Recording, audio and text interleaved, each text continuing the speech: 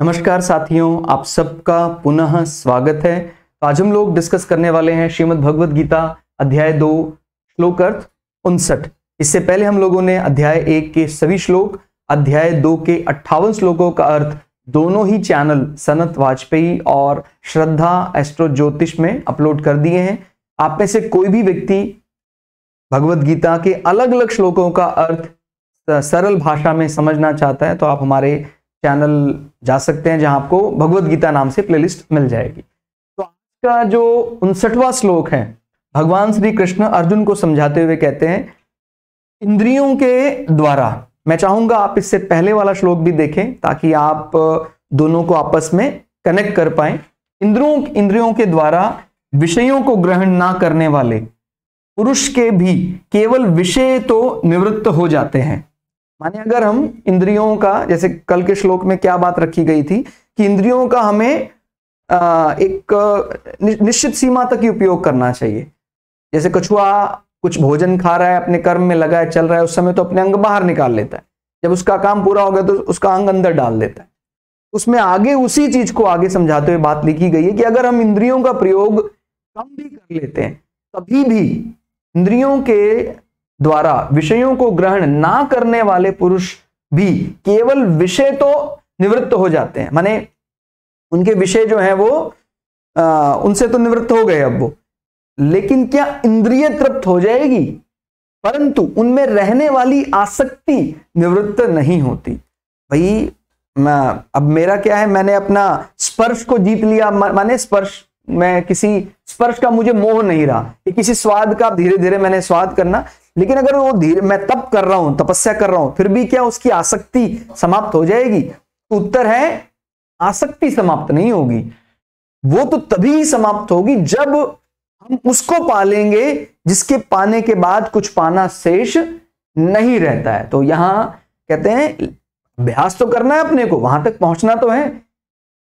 ऐसा नहीं है कि अपने को अभ्यास ही नहीं करना है, अपने को इसी प्रकार से अभ्यास करना है। जैसे हम भूखे नहीं रह सकते, हम अपनी जबान पर काबू नहीं रह सकते, तो आज हम एक व्रत का नियम बनाते कि भाई आज हम भोजन नहीं करेंगे, या जो हमें बड़ा स्वादिष्ट लगता है उस दृष्टि से नहीं करेंगे। खाली शरीर को बचाए रखने के लिए हम एक बार साधारण भोजन करेंगे। इससे क्या धीरे धीरे जो तृष्णा है या जबान बार मुझे ये चाहिए वो वाली चीज तो चली जाती है, लेकिन क्या इससे इसके जो आसक्ति है क्या वो जीवन भर के लिए समाप्त हो जाएगी? नहीं। ध्यान रखना, वो तो तभी समाप्त हो सकती है जब इसको जो चीज चाहिए वो मिल जाए। वो क्या है?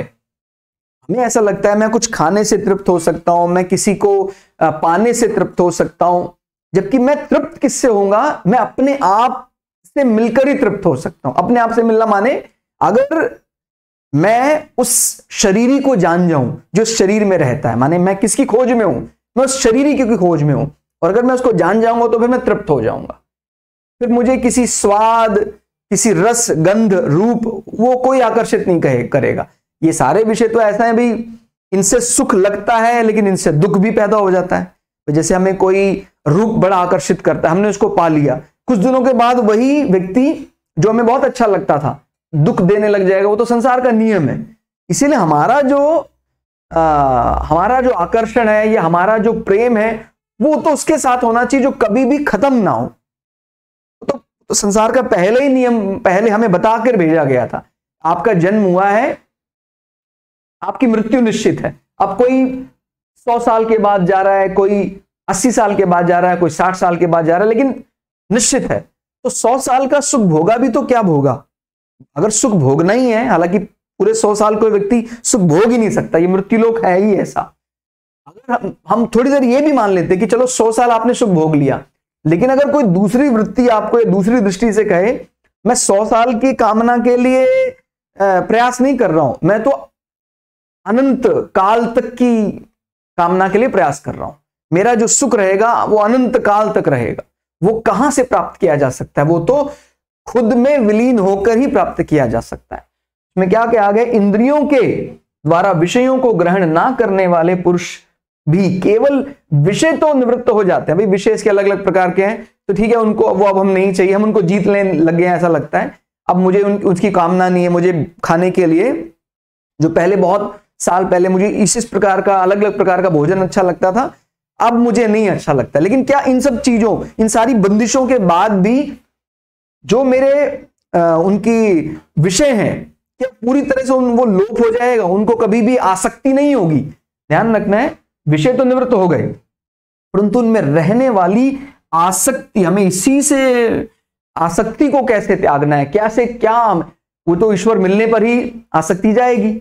आसक्ति निवृत्त नहीं होती। फिर वो कैसे निवृत्त होती है? स्थिर प्रज्ञ पुरुष की आसक्ति परमात्मा का साक्षात करने पर निवृत्त हो जाती है। लेकिन जैसे ही वो ईश्वर परमात्मा, ध्यान रखना, परमात्मा को हम आत्मा का ही अंश के रूप में कह रहे हैं, ये जो आत्मा है वो परमात्मा का ही अंश है। तो अगर अपना ही आत्म साक्षात्कार कर लेते हैं तो फिर वो जो बेचैनी है वो समाप्त हो जाती है। आसक्ति तो रहेगी रहेगी, लेकिन वो आसक्ति किसके लिए है? मेरे अंदर कुछ कमी है, मेरे अंदर कुछ कमी है, मुझे क्या चीज है जो नहीं पा रहा। अलग अलग प्रकार से अगर नियमानुसार देखा जाए, सभी उसके भक्त हैं, सभी उसी परमात्मा के भक्त हैं। जो अच्छा स्वाद खाने से सुख चाहता है वो भी है तो उसी परमात्मा का भक्त, क्योंकि उसने स्वाद से मिलने वाले उस आनंद को, माने परमात्मा से मिलने वाले आनंद को जो नहीं पा रहा है, वो स्वाद के जरिए उस आनंद को पाना चाहता है। लेकिन जब एक दिन वो उसकी बुद्धि में बात समझ में आ जाती है कि ये जो मैंने स्वाद से कल पाया था आनंद, वो चिरकाल तक नहीं रह सकता है। सभी के सामान्य प्रवृत्ति है कि सब चिरकाल तक आनंद चाहते हैं। तो वो जो चिरकाल तक आनंद चाहने वाली जो ये हमारी सबकी अभिलाषा है, जो सबकी एक समान है, किसी भी देश, काल, पात्र, किसी भी प्रांत के लिए उसमें सीमाएं नहीं है कि वो व्यक्ति नहीं चाहता है, सभी लोग वही चाहते हैं। तो जो वो हम चाहते हैं चिरकाल तक रहने वाला आनंद, वही आनंद, वही परमानंद उस ईश्वर के मिलन से हमें अपने प्राप्त हो सकता है। लेकिन जब हमें लगता है कि नहीं, संसार की किसी वस्तु से, संसार के किसी व्यक्ति से, कोई पद से उस प्रकार का हमें हमारी जो मनोकांक्षा है वो पूरी हो जाएगी, तो वो कुछ क्षण तो आपको लगेगा। एक बार जैसे हमें कोई बहुत पिपासा होती है, मैं वो चीज पीना चाहता हूं, मैं वो चीज खाना चाहता हूं, वो मिल जाता है। उसके मिलने के बाद उसका जो प्रसन्नता थी थोड़ी कम हो जाती है। उसके बाद उसका उपभोग करते हैं, कुछ दिनों के बाद वो पूरी तरह से समाप्त हो जाता है। हमें लगता है कि नहीं, उसमें तो सुख है नहीं।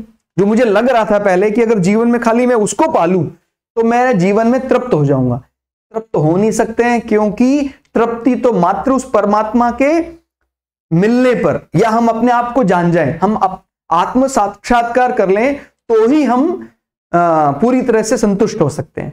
तो ये ध्यान रखना है कि जो विषयों को अंकुश लगाने का प्रयास करता है, कम से कम उस मार्ग पर वो चल तो रहा है। कल आगे वो जब उसको उस तैयारी में रहेगा, ईश्वर दर्शन के बारे में विचार तो करेगा वो, लेकिन जो अपने भोगों पर अंकुश लगाने के लिए तैयार ही नहीं है, उसको बोले भाई तू अपने शरीर पर कभी अपने शरीर के चलाए मत चलाकर, हर चीज जो तेरे मन में आती है मैं वही करने लग जाऊंगा, तो फिर तो इसी संसार में ही फंसा रह जाएगा।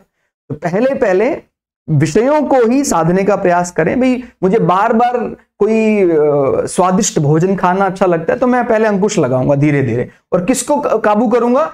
विषय तो निवृत्त हो जाएं कम से कम। और जब विषय से मैं निवृत्त हो जाऊंगा, माने जो अलग अलग प्रकार का भोजन मेरा खाने की चाह थी, धीरे धीरे अब वो ठंडी पड़ने लगी है, लेकिन मेरी पूरी तरह आसक्ति अभी भी समाप्त नहीं हुई है। वो तो समाप्त हो ही नहीं सकती है, वो तो जब तक परमात्मा नहीं मिलेगा आसक्ति कैसे समाप्त हो सकती है? तो फिर अगला स्टेप क्या है? जब हम निवृत्त हो जाते हैं तो फिर हमारी सारी बुद्धि हम उसी ब्रह्म में, उसी परमात्मा की खोज में लगा देते हैं, जो अभी तक बटी हुई थी, यहां लगी है, वहां लगी है। ठीक है, तो इसको हम अगर मैथ्स के फॉर्म में जैसे बोलते हैं कि अगर हम अपने आप को कोई आइडेंटिटी मान लेते हैं कि अगर हम अनंत के साथ जुड़ना चाहते हैं, अनंत होना चाहते हैं, मान लीजिए मैथ्स की फॉर्म में कहते हैं जैसे अभी मुझे कोई 12 चीजें अच्छी लगती है तो मैं 12 चीजों पर डिपेंडेंट हूं।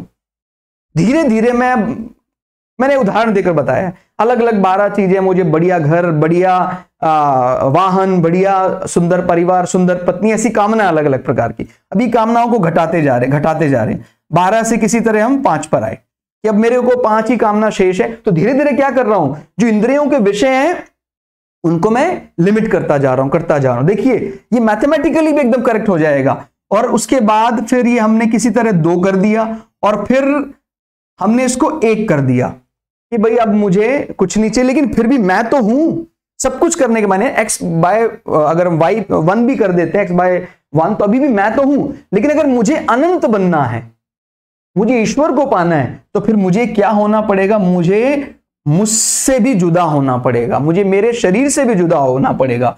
और मैथ में ऐसा बताया जाता है, अभी जानते हैं, जैसे ही किसी चीज को 0 से भाग कर दिया जाता है फिर वो क्या बन जाता है, अनंत बन जाता है, ईश्वर में मिल जाता है। तो अगर हमें आत्म साक्षात्कार करना है तो अपने आप को भी त्यागना पड़ेगा। अपने आप को त्यागना माने अपना अहंकार, मैं हूं, ये जो दम्भ है उसको त्यागना पड़ेगा। और जब हम अपने आप को भी त्याग देंगे तो हम डिवाइडेड बाय 0 हो जाएंगे। अब हमारी कोई इच्छा नहीं है। पहले डिवाइडेड बाय 1 का मतलब मेरे से तो इच्छा है ही, मैं मान रहा हूं, लेकिन जैसे डिवाइडेड बाय 0 होता है तो वो अनंत बन जाता है और वो परमात्मा समान या परमात्मा ही बन जाता है। तो यही बात बहुत ही सरल शब्दों में भगवत गीता ने हमारे सामने रखी और इसी प्रयास में हम लगेंगे कि धीरे धीरे इंद्रियों के विषय से निवृत्त होना है। पहले भाई ज्यादा आकांक्षाएं थी हमारी, 100 आकांक्षाएं थी, धीरे धीरे 50 पर आए, फिर उसके बाद उनको हमने लिमिट किया, 10 पर लाए, फिर 5 पर लाए, और उसके बाद डिवाइडेड बाय जैसे 0 करेंगे तो हम अनंत बन जाएंगे। तो आज के श्लोक अर्थ में फिलहाल इतना ही। श्लोक अर्थ आपको कैसा लगा कमेंट करके जरूर बताइएगा। मिलते हैं अगली क्लास में, तब तक के लिए जय श्री भगु पराशरा, जय श्री शुक्राचार्य, नमस्कार।